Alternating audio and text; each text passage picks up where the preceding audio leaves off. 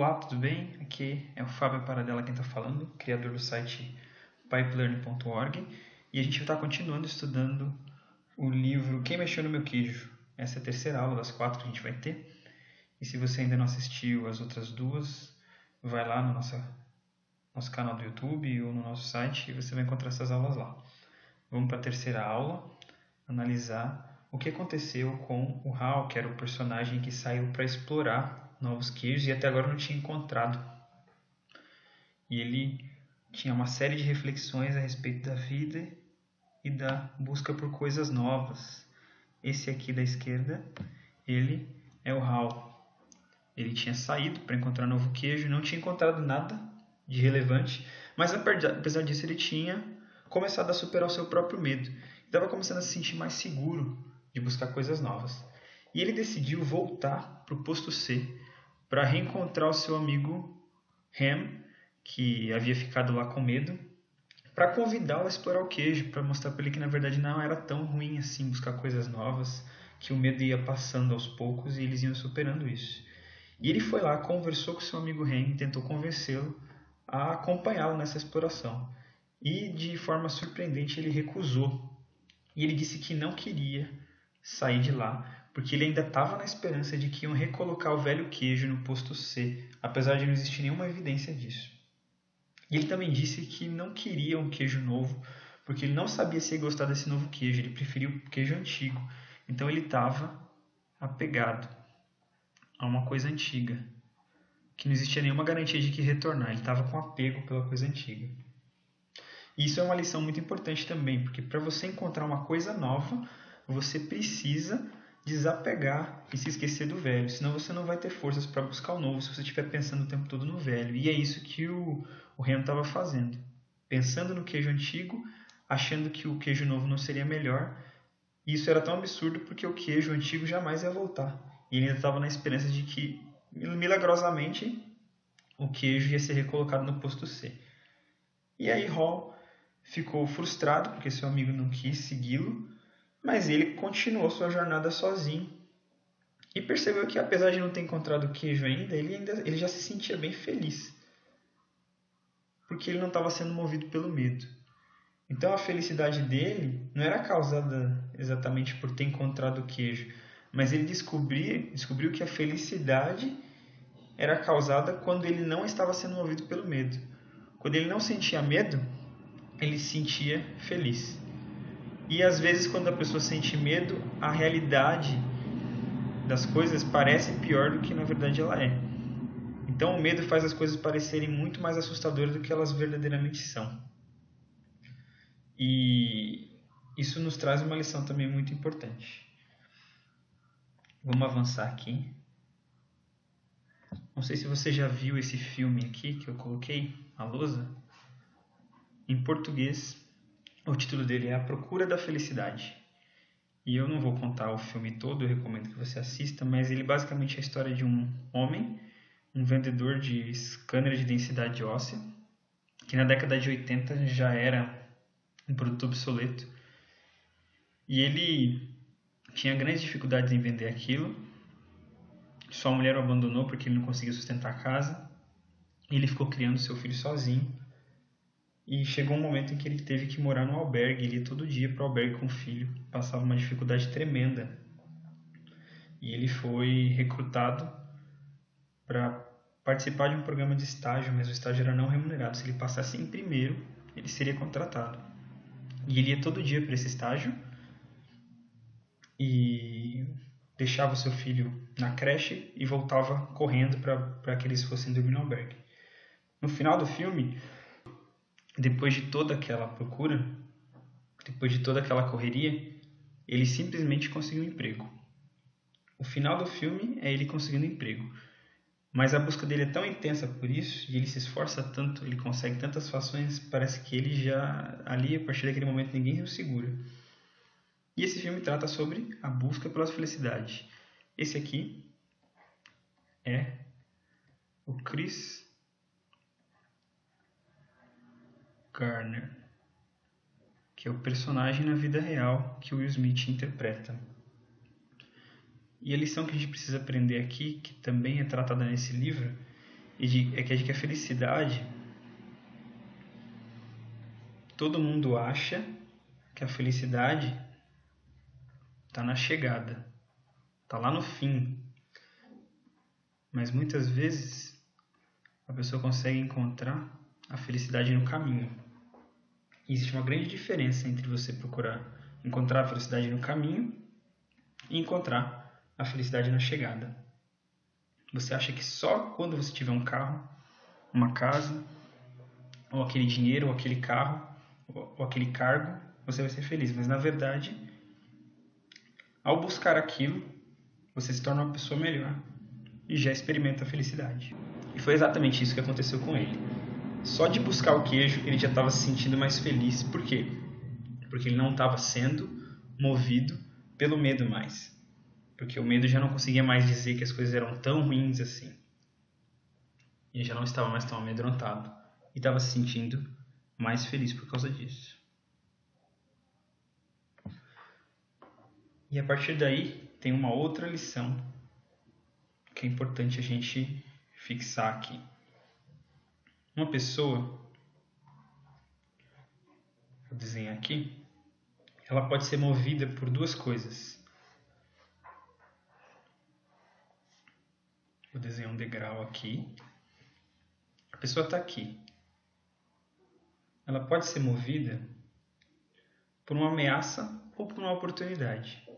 E eu vou explicar exatamente onde eu estou querendo chegar. Vou escrever aqui. Oportunidade e ameaça. A pessoa está aqui. Ela pode ter uma ambição de subir ou ela pode ter medo de cair. E essas duas coisas podem despertar nela uma vontade de ser uma pessoa melhor, de aprender mais, de sair da zona de conforto. E aqui eu trouxe o exemplo do Bill Gates. Como você pode encontrar vários outros exemplos. O Bill Gates tinha uma carreira promissora, ele podia ter terminado sua faculdade, ele poderia ter tido um emprego confortável.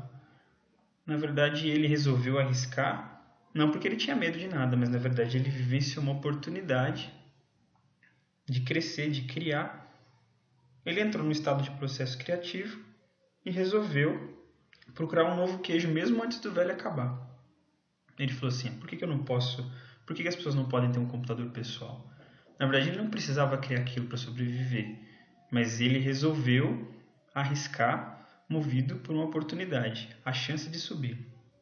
Como você pode também querer sair da sua zona de conforto por uma ameaça.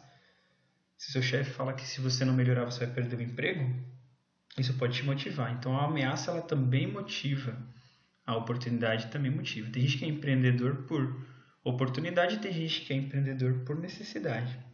A ameaça, sobrevivência, se manter na vida, pode deixar em estado de alerta, como uma oportunidade também pode fazer crescer. Então, é sempre bom você avaliar o que te motiva, se você só é motivado por ameaças ou por oportunidades. Mas geralmente os grandes empreendedores, os grandes profissionais, eles ficam nesse setor aqui, motivados por uma oportunidade. Eles não empreendem, não arriscam só porque precisam, mas porque eles querem e porque eles observaram que aquilo pode dar certo, eventualmente. Quem é só motivado por ameaça costuma ficar sempre no mesmo lugar, aparentemente. Então é bom você visualizar isso da mesma forma que o Hal estava pensando sobre o que o motivava. E ele resolveu sair da zona de conforto, apesar de ter só saído por uma ameaça no caso dele. E vendo isso tudo, ele aprendeu mais uma lição e escreveu isso no muro aqui, ó, que a gente vai ver aqui. Esta frase, as velhas crenças não o levam ao novo queijo. Essa foi uma das lições que ele aprendeu e resolveu escrever isso no muro, que velhas crenças não te levam ao novo queijo. Se você quer chegar a algo novo, você não pode ter velhas crenças. E eles não detalham exatamente quais são essas velhas crenças, mas eu poderia listar várias delas aqui, que são crenças velhas que jamais vão te levar a algo novo. Por exemplo,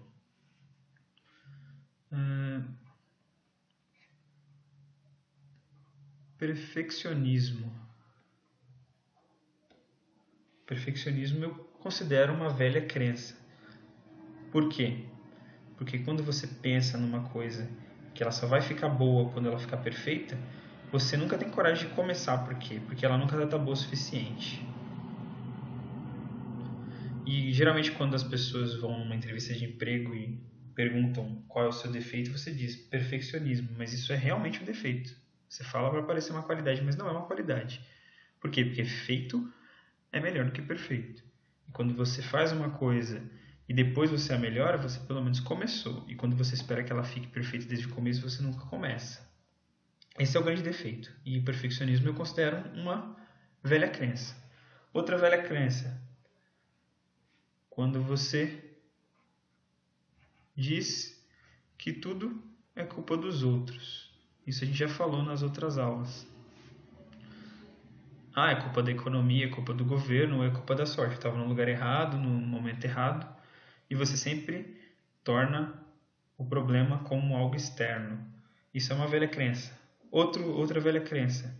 O que importa é o esforço. E a gente já viu isso também. Na verdade, o que importa é o resultado. Mas essa é uma velha crença. O melhor funcionário é sempre o que chega mais cedo e sai mais tarde. Mas isso é esforço e não resultado. Ele pode ficar o dia inteiro trabalhando e não produzir mais do que um que fica 2, 3 horas no trabalho. Isso é uma grande crença antiga e ultrapassada. Uma outra crença que eu pensei aqui. A crença do direito adquirido. Essa é uma velha crença. Isso aqui é meu, então é meu direito, não importa nem se eu mereci. Está direito adquirido, ninguém mexe. Mas isso é mentira, a vida não é assim, ela muda, as pessoas perdem seus direitos. E não há muito que possa ser feito a respeito disso. Existem várias outras crenças, por exemplo, como eu preciso ser bastante inteligente para conseguir ter sucesso. Mas na verdade não. Você não precisa ser bastante inteligente, você precisa ser inteligente o bastante. Você precisa ter o mínimo de inteligência para conseguir, mas na verdade a inteligência não é o único fator que te leva a essas coisas. Uma outra velha crença para encerrar. A crença de que as coisas mudam rapidamente. Eu considero isso uma velha crença. Na verdade, as coisas não mudam tão rápido quanto se diz. Na verdade, elas demoram um pouco e dão sinais de que vão mudar. A gente é que não percebe. Como o Hal não percebeu que ia acabar. E ele, pensando a respeito disso, ele começou a refletir de que essas velhas crenças não levam ao novo queijo. Se ele quer chegar ao novo queijo, ele precisa ter novas crenças. E aí ele escreveu mais uma lição no muro para reflexão, que diz o seguinte: notar cedo as pequenas mudanças o ajuda a se adaptar às maiores que ocorrerão. Então, se você começa a perceber pequenas mudanças, você já está se adaptando, se aprontando para as mudanças maiores que vão ocorrer. E enquanto ele caminhava e escrevia pelo muro, de repente ele encontrou o maior posto de queijo que ele já tinha visto na vida dele, o posto N. E ele ficou admirado, ficou perplexo, porque ele nunca tinha visto tanto queijo na vida dele, mais do que ele tinha visto naquele posto antigo, no posto C. E curiosamente, quando ele entra naquele posto, ele percebe que os seus amigos Sniff e Scurry já estavam lá há muito tempo. E ele ficou admirado, porque os ratinhos que não eram tão inteligentes quanto ele já estavam lá há muito tempo.